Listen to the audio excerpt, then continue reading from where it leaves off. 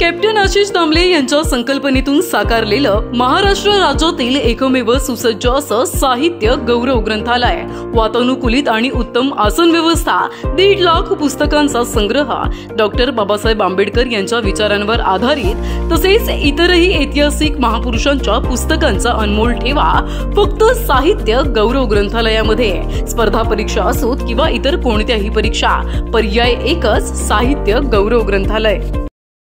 नमस्कार, स्वागत आहे आपलं लोकपालक न्यूज चॅनलमध्ये। आपण सध्या राटोली ग्रामपंचायत हद्दीमध्ये आहोत। राटोली ग्रामपंचायत हद्दीमध्ये जुन्या मंदिराच्या बाजूला आपण बघितलं तर बदलापूर बारवी डॅम रस्त्याचं काँक्रिटीकरणाचं काम गेल्या अनेक दिवसांपासून सुरू आहे, परंतु आता हा रस्ता आजपासून वाहतुकीसाठी नागरिकांना बंद करण्यात आलेला आहे। नुकताच सूचना फलक प्रशासनाच्या माध्यमातून या ठिकाणी लावण्यात आलेला आहे। आतापर्यंत या रस्त्याचं काम सुरू होतं आणि एका बाजूचा रस्ता नागरिकांना वाहतुकीसाठी खुला ठेवण्यात आला होता, परंतु आता हे दोन्ही रस्ते या ठिकाणी वाहतुकीसाठी नागरिकांना बंद असणार आहेत। आपण बघितलं तर बदलापूर परिसरातून बारवी डॅमला जायचं असेल किंवा मुरबाडला जायचं असेल तर नागरिक मोठ्या प्रमाणात या रस्त्याचा वापर करत असतात आणि अनेक वाहनांची मोठ्या प्रमाणात गर्दी या रस्त्यावर असते।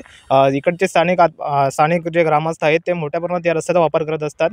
या ठिकाणी जांभेडकर असू द्यात किंवा इतर जे गावं आहेत त्या ठिकाणी जाण्यासाठी देखील या रस्त्याचा मोठ्या प्रमाणात वापर होत असतो, परंतु काँक्रिटीकरणाचं काम या ठिकाणी सुरू असल्यामुळे नागरिकांनी पर्यायी रस्त्याचा वापर करावा असं आवाहन प्रशासनाच्या माध्यमातून या ठिकाणी करण्यात येते।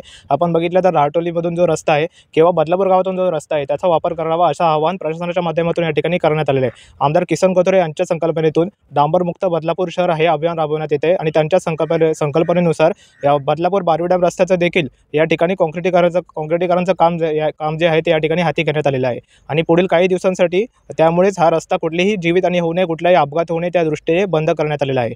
कॅमेरामन संकेत वाडेकर सह ऋतिकेश रोकडे, लोकपालक न्यूज, बदलापूर।